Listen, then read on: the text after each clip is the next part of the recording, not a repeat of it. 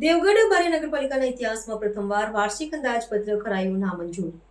16 સભ્યોના વિરોધથી શાસક પક્ષ ભીસમાં. દેવગઢ બારી નગરપાલિકાના ઇતિહાસમાં સર્જાયેલી એક અભૂતપૂર્વ અને ઐતિહાસિક ઘટનામાં તાજેતરમાં મળેલી ત્રિમાસિક સામાન્ય સભા દરમિયાન આગામી નાણાકીય વર્ષ 2026-27નું વાર્ષિક અંદાજપત્ર નામંજૂર કરવામાં આવ્યું છે.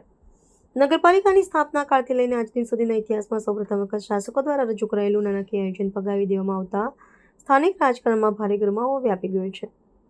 સભાની કાર્યવાહી દરમિયાન 16 જેટલા ચૂંટાયેલા સભ્યોએ એક જૂથ થઈને આ અંદાજપત્રનો સખત વિરોધ નોંધાવ્યો હતો અને પાલિકા પ્રમુખ ધર્મેશભાઈ કલાલની વહીવટી પ્રણાલી સામે ગંભીર આક્ષેપો કર્યા હતા. ખાસ કરીને નગરના રસ્તાઓ, જળ વિતરણ અને વ્યવસ્થા અને માર્ગ પ્રકાશન વ્યવસ્થા માટે નગરપાલિકાના ભંડોળમાંથી આર્થિક જોગવાઈ કરવાના નિર્ણયનો પ્રબળ વિરોધ કરવામાં આવ્યો હતો.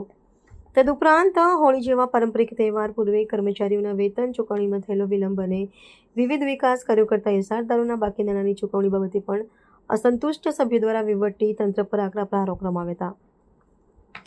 આર્થિક અને વહીવટી મુદ્દાઓ ઉપરાંત નગરમાં સ્થાપિત 100 ફૂટ ઊંચા રાષ્ટ્રધ્વજ સ્તંભની રોશની લાંબા સમયથી બંધ હોવાનો રાષ્ટ્રીય ગૌરવનો લગતો ગંભીર મુદ્દો પણ સભામાં ગાજ્યો હતો, જેને તંત્રની ઘોર બેદરકારી સમાન ગણાવાયો હતો.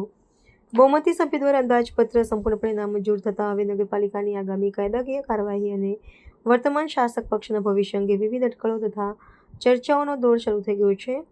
આ રાજકીય મડાગાંઠના પરિણામે નગરના આગામી વિકાસ કાર્યો અને નાણાકીય વ્યવસ્થાપન સામે મોટું પ્રશ્નાર્થ ચિહ્ન ઊભું થયું છે.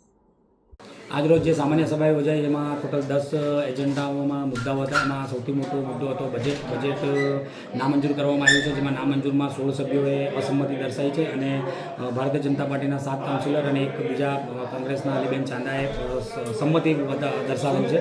આમ નામંજૂર થતાં આવનાર સમયમાં પ્રાથમિક સુવિધા દેવગઢ બારી વિકાસના કામ સાથે પ્રાથમિક સુવિધાઓ પણ હંમેશા માટે જ્યાં સુધી એનું નિરાકરણ નહીં આવે ત્યાં સુધી બંધ થઈ જશે અને તેની જવાબદારી એકલી નગરપાલિકા પ્રમુખની રહેતી નથી.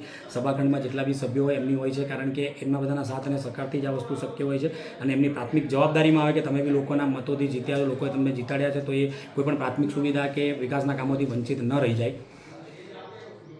શું રાખો? ધર્મેશ કુમાર ભરતભાઈ કલાલ, નગરપાલિકા પ્રમુખ દેવગઢ.